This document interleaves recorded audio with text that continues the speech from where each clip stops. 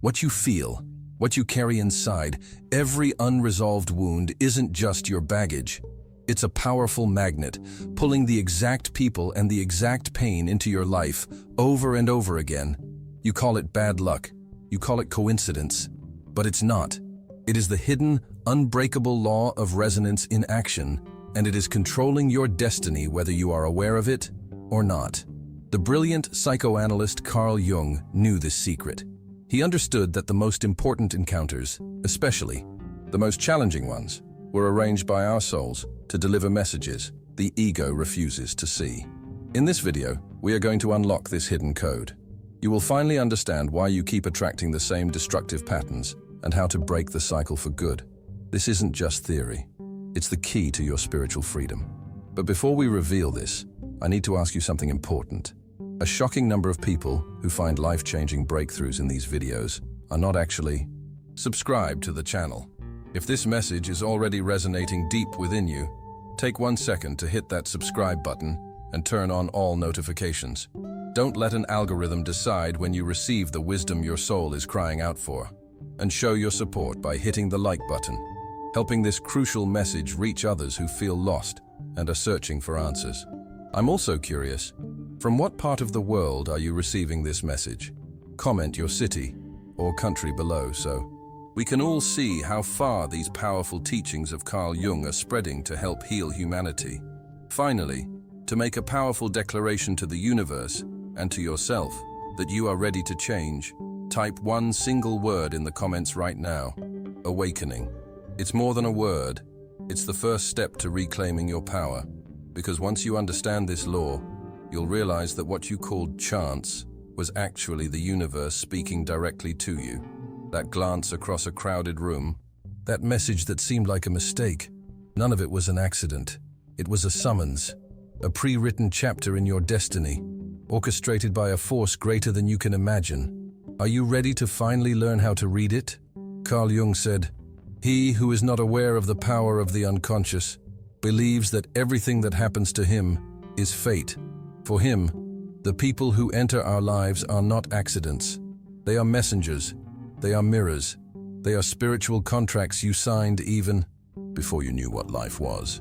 Modern society tends to reduce many experiences to luck, chance, or coincidence. When someone appears and transforms our life, most call it destiny. But few ask about the deep meaning of that experience. Jung believed that people entered our lives not by accident, but guided by a hidden order that exists in our unconscious. This idea challenges one of the basic assumptions of modern thought, that events are disconnected and that people appear in our lives randomly. Jung argued that this view disconnects us from the powerful influence of the unconscious. Instead, he proposed that even encounters that seem random are manifestations of a significant alignment. He called this synchronicity, that is, meaningful simultaneity. This was a topic to which Jung dedicated practically his entire life.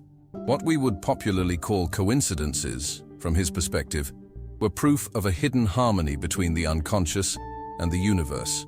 These are events that are not causally connected, but that have a deep personal meaning. When you meet someone and it feels like an encounter marked by destiny, Jung would say that is your unconscious projecting your inner state outward. These encounters are messages from the psyche seeking to push you toward transformation. Accidents in life are not really accidents. Jung's clinical work was full of coincidences that acted as triggers in his patients' healing processes. One of the best-known examples is that of a patient who was talking about a golden scarab beetle she had seen in a dream. Just at that moment, a real golden scarab, a rare insect in that region, hit the window of Jung's office. That moment was not only strange, it was a turning point in the woman's therapy. It broke her rationalist rigidity and led her to open up to the symbolic nature of her inner world.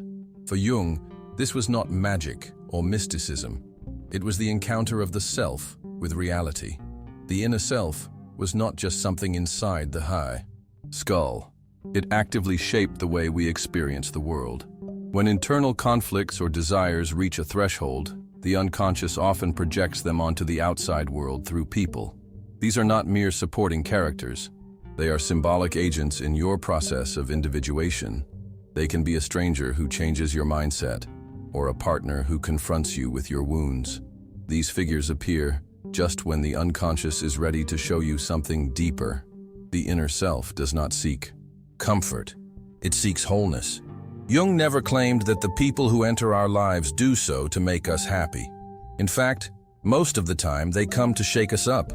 Jung saw that shaking as an essential part of the individuation process, that is, the path towards psychological integration. Wholeness also includes those parts of yourself that you have repressed, rejected, or ignored. And here a paradox arises. The people who trigger you the most are often precisely the ones who have been sent for you to grow. They are reflections of the unconscious contents you are now ready to face. You may feel that someone has hurt you, but from the perspective of depth psychology, what they have done is bring your unresolved internal wounds to the surface. These people do not enter your life at random. They appear at the moment when you are psychologically prepared to confront your shadows, traumas, and projections. They come to initiate an inner journey. The moment is never coincidental. The synchronicity in the appearance of these encounters is one of the most overlooked signs that synchronicity is at work. You do not meet someone at just any point in your life. You find them in a special situation, when you are open, vulnerable, in transition, questioning, or searching. Jung emphasized that the unconscious is especially activated when a person reaches a psychological threshold. It is at these moments that symbolic figures and archetypes appear in dreams, in visions, and yes, in other people. Has it ever happened to you that right after an intense breakup, losing a job, a spiritual awakening, or a big change, someone appeared who reflected the chaos or the hope that was inside you? That is not a coincidence. It is the unconscious calling you to integrate the experience. People appear at the turning points of your life when you have crossed a psychological threshold. They can be the trigger for your breakdown or your transformation. In any case, they are there for a purpose. People are mirrors. External encounters reflect internal conflicts. For the soul not only wants to be known, it also wants to be seen, and it often uses other people to achieve this. We are drawn to those who reflect us, those who show what we long for, what we fear, or what we need to heal. These seemingly casual connections are not really casual. Have you ever wondered why you are always attracted to emotionally unavailable partners? Or why time and again you cross paths with narcissists, manipulators, or wounded souls? From Jung's perspective, that is not just bad luck. They are mirrors. They are physical manifestations of unresolved unconscious images. They reflect what you carry within you in the unconscious, and often you need to go through a series of experiences with these mirrors to finally become aware of the patterns. Suppose that time and again, you meet people who end up abandoning you. On the surface, it may seem like an external betrayal, but from the soul's perspective, it may be reflecting your fear of intimacy or a deep childhood wound of abandonment. These patterns are not punishments. They are psychological messages that repeat until you decipher them and give them meaning. Here, the role of emotional intensity in these encounters comes into play. One of the ways to recognize that an encounter is not casual is the emotional charge.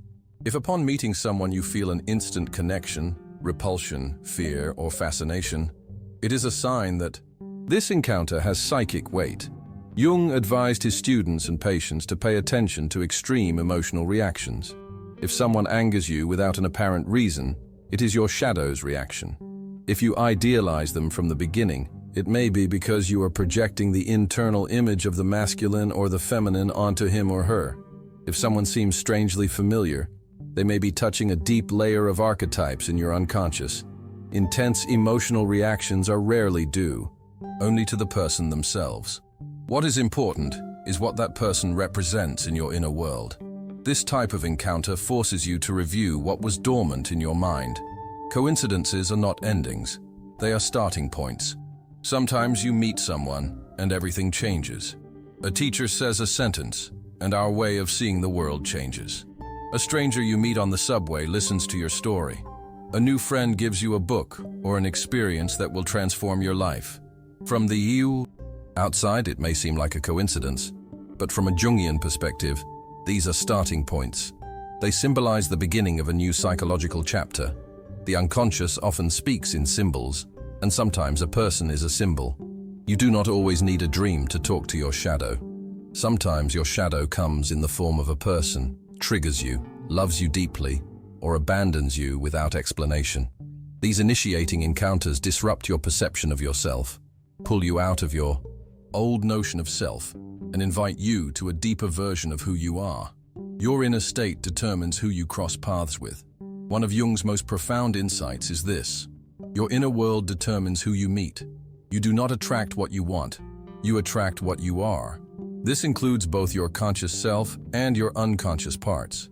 If you carry a repressed wound, you may meet someone who triggers it, not to hurt you, but to make that wound visible. If deep down you fear being seen, you may meet someone who abandons you to reflect that fear. If you are learning to love yourself, you may meet people who test your limits. These are not punishments, they are spiritual synchronizations. It is the meeting between your soul's lesson and another person's potential to teach it to you. Sometimes that person is not even aware of the crucial role they play in your spiritual growth. They may resist the connection or leave suddenly. In Jungian psychology, the people who appear have a symbolic role. In Jungian psychology, people are never just people. They are often symbols. They embody an archetypal energy that corresponds to the psychological process you are in. Some common symbolic figures are the mirror, the person who reflects both your strengths and your shadow; the trigger, the person who activates your deepest emotional reactions; the teacher, who speaks a truth that changes your world forever; the destroyer, who shakes your spiritual stagnation; the guide, who opens a path to healing or awakening. You may feel immediately attracted to these people or reject them instantly. In both cases, the encounter means much more than simple personality compatibility. The symbolism can be very subtle. A friend introduces you to a new spiritual book, and that book becomes your new path. A lover confronts you with your abandonment wounds. Even a brief chat with a stranger can become a turning point in your timeline.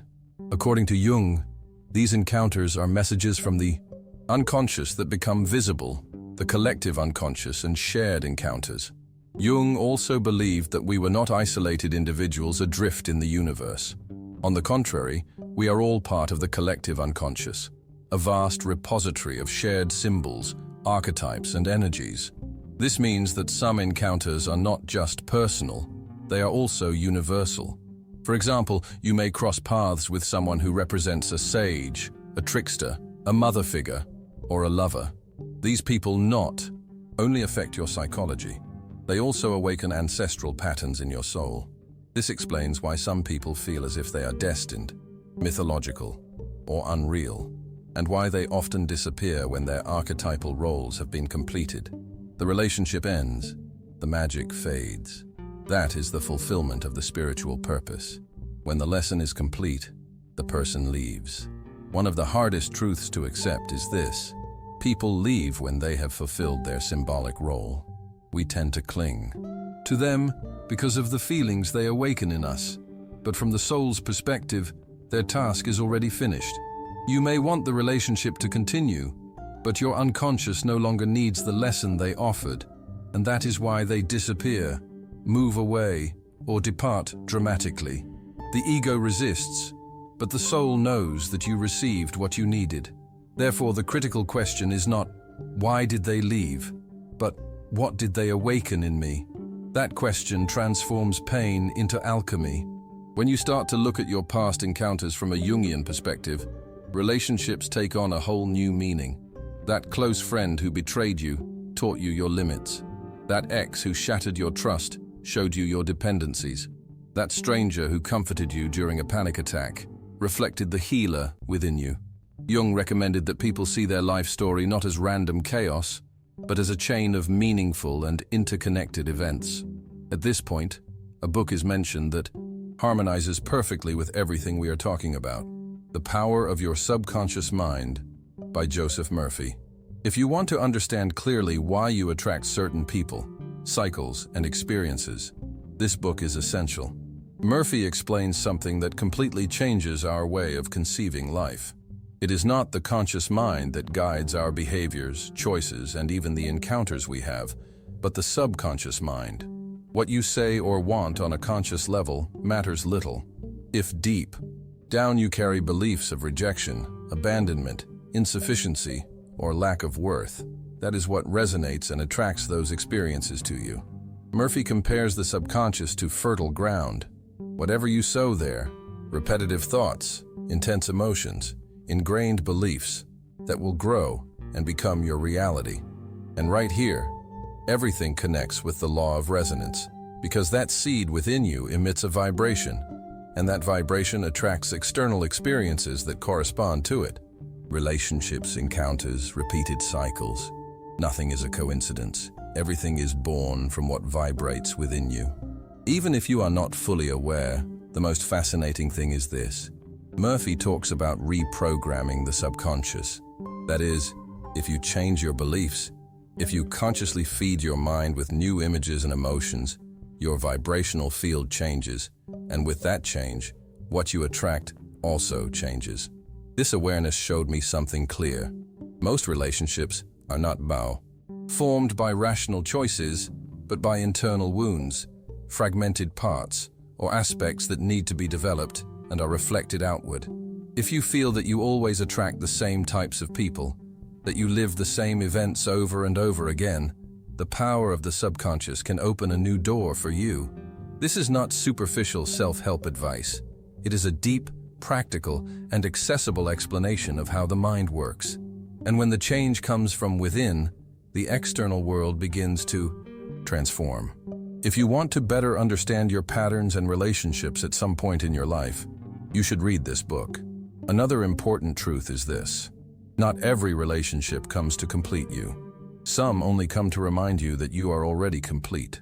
These bonds are not built on lack, but on fullness. They do not feed fantasies or fill voids. They simply exist. And that in itself carries a deep healing power. The relationships that heal are not the most intense or the most romantic. They are those in which you can be yourself, in which you do not need to act, in which you are heard. Your silence is respected, and your broken fragments are accepted. In these relationships, the other person does not try to fix you. They walk with you. They are by your side while you rebuild yourself. This type of bond awakens what Jung called the archetype of the inner healer. That energy that arises when someone listens without judging, accepts without trying to mold, and can look at your pain without fear. Being with someone like that feels like finally finding a place where you can breathe. But even these relationships can sometimes be challenging, because true healing does not come from comfort, but from existential presence. Sometimes the person in front of you shows you how far you have strayed from yourself. They touch the places you hide, not to hurt you, but to make them visible. And when that openness is sustained with compassion, what is broken begins to reorganize. Many times we expect others to fill what we lack, but in healing relationships, there are no promises of completing anything. There is reflection, there is support, there is truth. And although it is less dramatic, it is much more powerful because it gives you back the inner strength that relationships based on need take away from you. The love that heals does not promise to rescue you. It reminds you that you can rebuild yourself. It does not carry you. It strengthens you so that you can walk with awareness. It takes your hand, but it does not hold you back. These types of relationships do not have to last a lifetime. Some come and go like a season. They warm something inside you, make something flourish, and then they depart. But what they leave is permanent, because they show you in a practical way that it is possible to build deep bonds without losing your individuality. They do not come to fill a void. They come to remind you of what you already possess, but had forgotten. And with that memory, healing begins in silence, not from dependence, but from simple presence. Every bond awakens something in you, a dormant power, a forgotten wound, a role you had never recognized. Because the person in front of you is not just someone, they are also an awakener of archetypes. According to Jung, archetypes are universal structures that inhabit the collective unconscious, patterns of behavior, symbolic images, deep emotional blueprints that we all carry. When someone enters your life, they can awaken the hero, the protector, the rebel, the victim, the sage, the wounded child. And that awakening is almost never conscious. You just feel it. You feel the need to protect someone or the desire to be rescued by them. You may feel that you have been given the role of a guide or perceive for the first time a space where you can be vulnerable. Sometimes you do not fall in love with the person, but with the role they awaken in you. And this explains why some bonds feel so intense, because they put you in contact with hidden parts of your soul. These archetypes are not fixed. They change as the relationship evolves. The same person can one day make you feel strong and the next day leave you on your knees. This does not mean that the bond is false, but that it touches different layers of your being. The person is the spark, but the fire is yours. It is easy to confuse it with love, but most of the time what happens is the encounter of inner images. You do not relate only to the other, but to what they awaken in you, to what they symbolize, to what they represent emotionally. That is why some encounters leave such a mark. Not because the story lasts long, but because they awaken a part of your soul that you did not know how to name. And that part, once awake, never goes back to sleep. It changes your gaze, your way of connecting, your way of existing. These awakenings are part of the individuation path because, thanks to them, you slowly, begin to know the different voices that inhabit you. You are not only the person you choose to be, you are also everything you still have the potential to be. And the person in front of you, with their mere presence, triggers this state of becoming. You do not meet people by chance. You encounter living mirrors of your own parts, and each one of them offers you an opportunity to be more complete, more conscious, more true to yourself. Not all love has to be permanent. Some come to open you, to break you, but even that rupture is sacred, because the purpose of certain encounters is not to endure, but to transform you. They come like fire, burn everything that no longer serves, and then they leave. They leave silence, emptiness, nostalgia, but also a new space. These bonds that shake you are often the way the self expresses itself through a necessary rupture. The ego longs for permanence and security, but the soul seeks truth and movement. And when life stagnates, love can erupt like an earthquake, a form of emotional alchemy that reconfigures everything inside you. You think you lost someone, but in reality, what you lost was an old version of yourself that no longer belonged to you, a part that no longer fit your present, but that you were not yet ready to let go of on your own. And that is precisely the role of some encounters, to shake you, to free you. Even if the other person did not consciously intend it, the energy of the bond had already arrived with that purpose. The separation does not mean that the love was in vain. On the contrary, it can be the sign that it fulfilled its task. It brought to light what was hidden. It showed you the idealized, dependent, and fragile parts. It broke the illusions so that something new could be born. Accepting that some stories do not end with the typical happy ending is difficult, but perhaps the true happy ending lies in the clarity they leave, in the strength they awaken, in the consciousness they expand. Not every loss is an end. Some are beginnings in disguise. Jung saw these ruptures as an essential part of the journey of individuation. The emotional collapse can be the sign of an inner rearrangement. When love breaks, it exposes what no longer fits, and thus opens space for something more real, more conscious, more whole. There are people who love you so much that even without knowing it, they accept the task of breaking you. They take you out of your comfort zone. They lead you away from a path that is no longer yours. They force you to be reborn. And although it hurts, that too is a form of love. These encounters are not mistakes in your destiny. They are deep alignments. With enough emotional maturity, you can look at them and say, it had to break because only then could something truer be built. Some people come only for a season. They do not stay. They do not follow you. They are not part of your daily life, but they leave an indelible mark. They open a door, awaken a dormant corner of you, and upon leaving, they leave silence. With time, that silence becomes a lesson. Not all bonds must be permanent. Some are just transitions, brief, intense, perfect cycles. The soul knows that certain presences are necessary only up to a certain point. To stay after would be to force what has already concluded. The ego clings, but the soul understands. Recognizing the end of a cycle does not invalidate its value. On the contrary, it is honoring what was lived without the need to hold on to it. And there, forgiveness is born, not as an excuse, but as liberation. When you forgive, you release the invisible thread that tied you to the past. You do not erase what happened, but you stop carrying a weight that cannot be changed. Forgiving is not justifying mistakes or denying the pain. It is deciding not to feed what was making you sick anymore. It is recognizing that both you and the other person did the best you could with the level of consciousness you had. True forgiveness is not about others. It is about you, about the peace you choose to cultivate within yourself. Gratitude is also not about romanticizing what you lived. It is acceptance.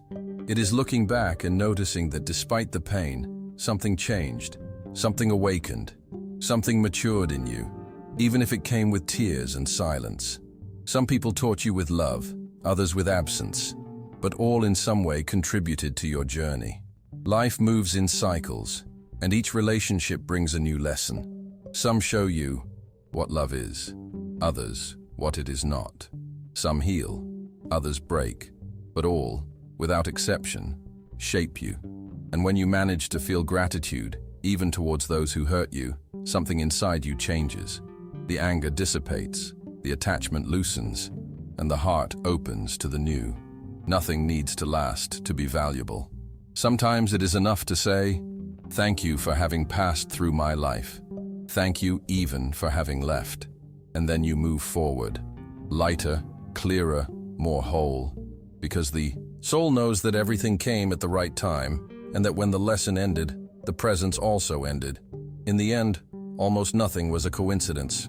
Those who came, those who stayed, those who left, all resonated with something that was already vibrating within you.